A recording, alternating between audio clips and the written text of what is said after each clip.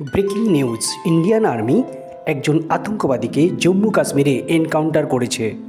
সূত্রের খবর অনুযায়ী আজ ভোর ঠিক 2টোর সময় আতঙ্কবাদীরা ইন্ডিয়ান আর্মি ক্যাম্পকে ঘিরে ফেলেছিল। জম্মু কাশ্মীরের রজৌরি অঞ্চলে আতঙ্কবাদীরা বিশাল বড় হামলার ছক কষেছিল। রাত্রি 2টোর সময় 10 জন জওয়ান ঘুমাচ্ছিল রজৌরি এলাকায় একটা স্কুলে। ওই সময় ওই 10 জন জওয়ানকে মেরে ফেলার ছক কষেছিল আতঙ্কবাদীরা। ওই 10 জনের মধ্যে 8 জন জওয়ান ঘুমাচ্ছিল, 2 জন জওয়ান পাহারা দিচ্ছিল।